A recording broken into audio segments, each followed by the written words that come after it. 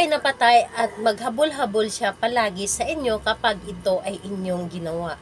Hello mga guys, kumusta kayo? Panibagong araw, panibagong video na naman tayo. And sa araw na ito ay isa na namang video ang aking tuturo sa inyo na simpleng gabay o simpleng pamamaraan na makakatulong sa atin. At bago ang lahat, gusto ko lang mag-disclaimer sa mga taong hindi naniniwala at hindi gusto ang mga kagaya nitong video. Please skip this video and maghanap kayo ng videos na gustong-gusto nyo dahil ang video na ito ay para lamang ito sa mga taong naniniwala and gusto mag-try. Sa lahat po ng mga nagko-comment po dito sa aking video dito sa loob ng aking channel, mag-ingat sa lahat ng mga nagre-reply sa inyo na dinadala kayo sa kanilang WhatsApp in Emo app upang makaiwas po tayo sa scam. Ngayon po, gusto nyo ba na maging patay na patay at maghabol-habol palagi sa inyo ang inyong partner?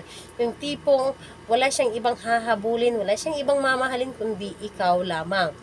Ito po ang aking ituturo sa inyo ngayon na makakatulong sa inyo lalo na sa sitwasyon ninyo ngayon. Halimbawa kayo ay nagkakalabuan at ngayon, nalulungkot na kayo at gusto ninyong maayos ang inyong relasyon, ito po ang inyong gagawin.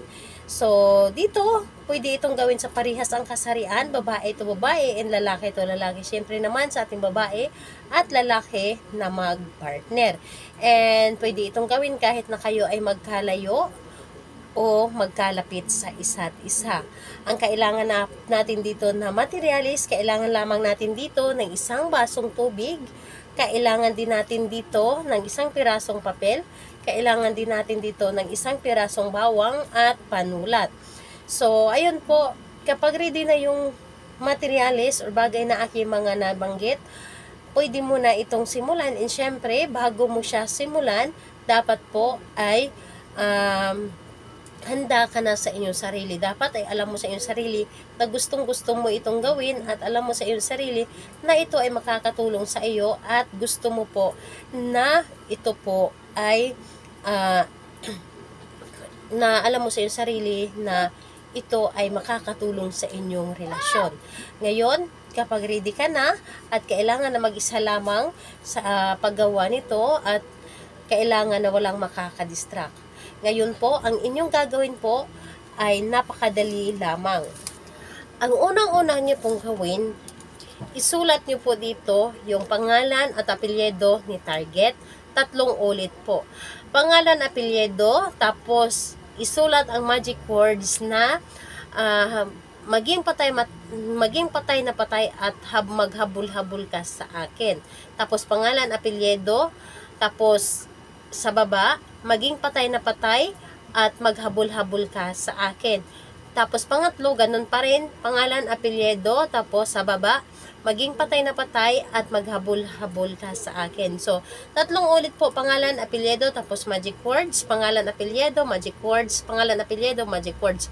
Ganun po ang pagkasulat. Una, pangalan, apelyido ni target, tapos magic words, maging patay na patay at maghabol-habol ka sa akin, tapos pangalan, apelyido, magic words, pangalan, apelyido, magic words. Yun po ang inyong isulat. Ngayon po, kapag naisulat nyo na, ang gagawin po ninyo, itupiin nyo lamang ito ng 3 ulit lang or 3 tupi papunta po sa inyo.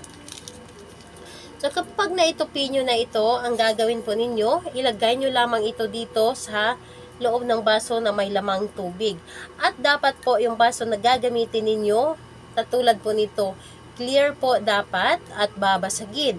So, ayun po, clear dapat at babasagin. At ngayon po, hawakan ninyo ang inyong bawang at humiling kayo. Humiling kayo na tulungan ka na mapabilis ang paggana sa inyong ginawa, mapabilis mo nang maramdaman ng inyong partner ang inyong ginawa na rituals. And ayun po, sabihin nyo lamang dito lahat-lahat ng gusto niyo, basta importante ay positive lamang ang inyong sasabihin at bawal po dito ang negative. Sasabihin niyo dito na maging patay na patay si partner sa akin at maghabol-habol at wala siyang ibang mamahalin kundi ako lamang.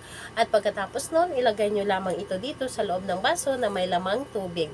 At saka mo ito itapat sa inyong baba at humiling muli. pangalan, apelyido, at sabihin ninyo na maging patay ka at maghabol-habol ka palagi sa akin. Pangalan, apelyido, maging patay na patay ka at maghabol-habol ka sa akin ng 3 ulit.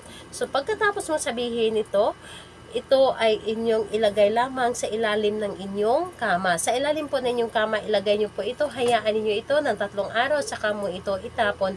At yung tubig po, sa pagtapon mo sa pangatlong araw, kung may halaman kayo, mas maganda na idilig po ninyo ito sa halaman or di kaya sa puno. So, makikita ninyo sa puno or sa halaman ang inyong ginawa. Kung nakikita ninyo, mas lalong yumabong ang halaman na inyong pinagdiligan nito, ibig sabihin nun ay gumana ang inyong ginawa at kayo po mismo din po makakaramdam sa talab nito mula sa inyong mga partner. So ayun po, gawin ito sa araw ng Tuesday and Friday dahil yun po ang pinakamalakas na araw na gagawa tayo ng mga rituals in pampaswerte. And ayun po, pwede naman sa ibang araw kung malakas po talaga ang inyong energy. Sa lahat po ng mga gustong pa-shoutout, mag-comment lamang sa baba para ma-shoutout ko kayo sa next video. And sa lahat po ng gustong magtanong, mag-comment lang din po sa baba para ma-replyan ko din po kayo. Salamat po sa inyo. Bye bye everyone. God bless us all.